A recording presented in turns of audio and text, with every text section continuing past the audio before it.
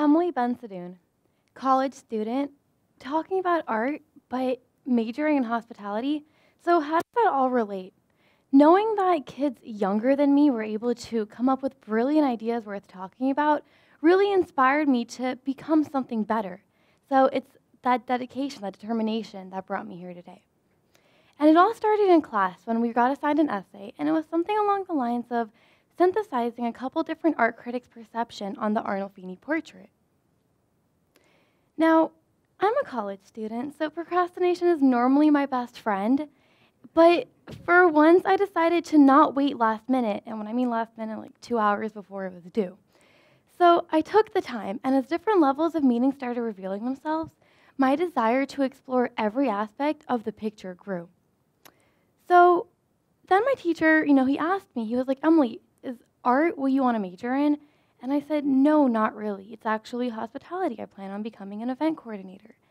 And so he asked, why? So then I realized that art critics and event planners do have one thing in common.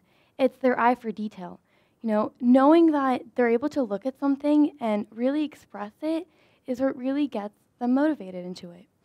So Erwin Panofsky and Margaret Coster were two main critics that really inspired me to pursue exploring this picture. They had similar philosophies but different approaches when analyzing the portrait. Panofsky needed to know every meaning first in order to come up with the overall definition of the picture. Unlike Panofsky, Margaret Coster perceived the overall image the way she wanted it to be perceived, and she let the objects justify it. So Panofsky saw the picture as a secret of marriage. Coster saw the picture as a man that loved his dead wife, a form of remembrance. Now, when you look at the picture, we see a man and a wife standing next to each other, but sometimes you have to slow down and dig a little deeper, really look into the picture. An obvious meaning would be the clothes that they have on. It's a very rich, wealthy-looking style, and we can assume that they were rich, which is true. What if you slowed down? Look at the chandelier. Look at the way the candles are, one candle is lit, the other one isn't. The candle above Arnolfini is maybe determines that his life is still alive, and the one above hers is out, determining that she's dead. So does that signify death? Or how about love? His love for her is still burning, but hers is out. You never really know. Now, look at the way their hands are held. It's almost as if they're in the process of a ceremony, which is true because they both stated that one's a secret of marriage and the other one is a marriage out in the open. But take the time to really dig a little deeper. Look at the way he's holding her hand. It's almost as if he's losing grip of her. She's slowly fading out of his life. Now, we see a mirror as just a mirror, but sometimes we tend to see and not observe. Take a little closer, look into the frame of the mirror.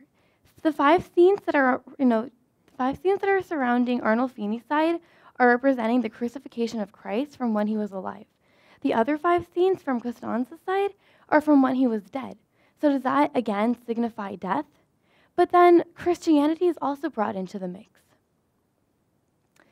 Now, how about the dog? The dog is also a very obvious object, but does it really have any meaning? It does. It signifies loyalty, maybe, a best friend. We don't really know what it could signify, but it's there, and it does have a meaning.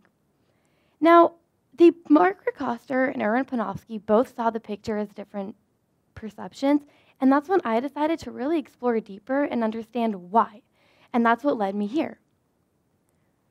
When you look at the mirror in relation to the portrait itself, something is missing. Again, slow down, dig a little deeper. In between the man and the wife, the dog is missing. And what shocked me is that no one's ever really discovered that, and that's why I have felt the need to really explore the picture better in depth. So now, a picture portrays the reality of life. So if the dog does, mean loyalty, does that mean loyalty is missing between the man and the wife? Or how about a man's best friend? Does that mean does that mean Arnolfini is missing his best friend? We'll never know. And that's what I love about perception, knowing that two different people can take the time to look at the same object or aspect of life and come up with completely different assumptions on what it really means. So when you leave the house, leave in a positive manner. Don't let negative thoughts cloud your mind because you never know what's right in front of you and you might miss out on an amazing opportunity. At 19, I have never felt smarter. I finally started to understand the world around me because I took the time to slow down, because I took the time to, try new things and explore out of my comfort zone. You never know what you'll find if you just take the time to slow down and really explore. Thank you.